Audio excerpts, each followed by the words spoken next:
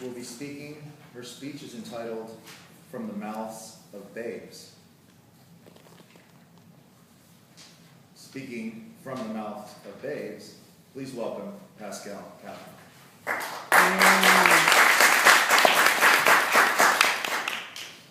Mr. Contest Chair, esteemed members, welcome guests.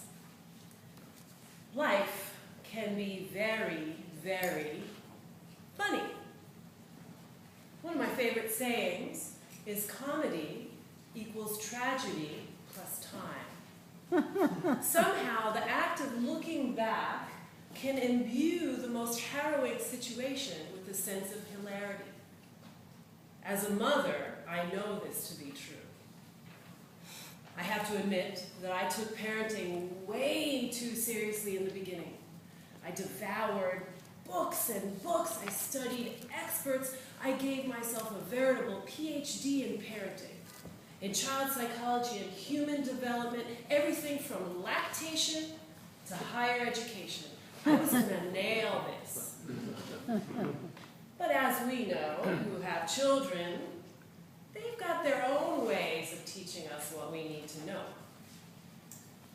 My baby is turning 10 in 2 weeks. I can't believe it. Her name is Sophie Bliss, and yes, she is that cute. From an early age, she had this uncanny facility with language. She was one of those kids who popped out, speaking full sentences with complex grammatical structure and multisyllabic words. Unlike her engineer of a mother, she's held no interest in numbers, but words. She loves words. Big words, grown-up words, words you would never imagine hearing out of a tiny little mouth. On one particular occasion, I got a bit of a language lesson. She was 3 years old. We were on a cross-country flight from California to New York. This was a fairly normal occurrence for us. I travel a lot, and she always came with me. The plane had just taken off, and we were in the midst of settling in for the long flight. She with a snack and a toy, and I with my reading and my work. An accidental sweep of her arm knocked over the tiny carton of milk she was drinking. And with a mother's reflex, I grabbed some napkins and was on my way to sop up the spill when out of her cherub, precious lips came a single word. Fuck! It felt as if somebody had accidentally opened up the cabin door and out came all the oxygen. I, for one, couldn't breathe. I was shocked. My sweet little baby just...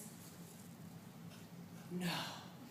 I was humiliated as I felt 300 sets of eyes and ears bearing down on me in the confined quarters.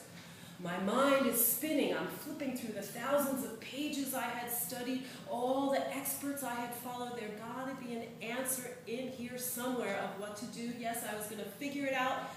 No, I had no idea what to do. I was still sitting there paralyzed, the napkins dripping off of my fingers, my face in this contorted grimace, when I heard a pop, which was probably a blood vessel. And then all these thoughts started flowing through my mind. No, I wasn't going to yell and scream. No, I wasn't going to blame her. It wasn't her fault. No, I wasn't going to cause any greater of a scene than was currently happening. Yes, I was going to figure this out. And then it dawned on me I had gotten it all wrong. She said fork. The child said fork. She said fork. Of course, it made total sense. It was snack time. She was hungry. I had not provided her with the correct utensils. The child said fork. Of course. At that point, I began to breathe again. My face relaxed. I started to smile, thinking of my silliness.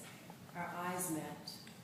And for that moment, I swear to you, the skies opened, the planets aligned, and the angels began to sing as we shared a moment of mother-daughter love never before known in the history of mothers and daughters. I looked at this divine, precious gem of a child, whom I had birthed, and my body filled with the bliss of it all.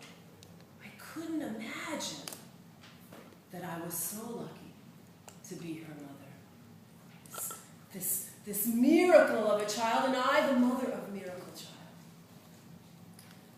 I noticed that her brow started to furrow a little bit in this look I recognized as she was thinking of something to say.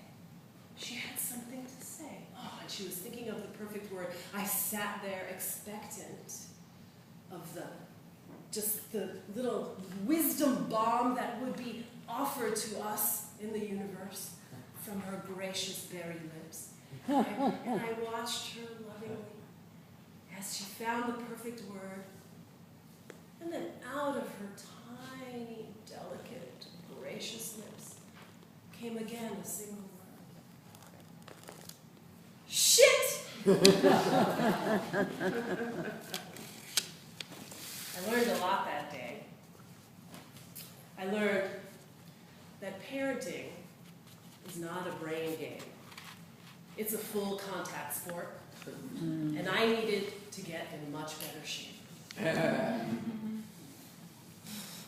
I learned that however edgy and cool my use of colorful language might be, I better tone it down, because there were little ears listening. And I learned that I better start writing this stuff down, because this kid was going to give me so much material. Mr. Contact.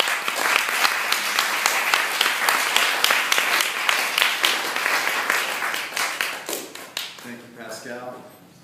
The judges now, again, have 1 minute to mark their ballots for contestant number 1. I'm going to ask the timer to let me know when the minute has passed.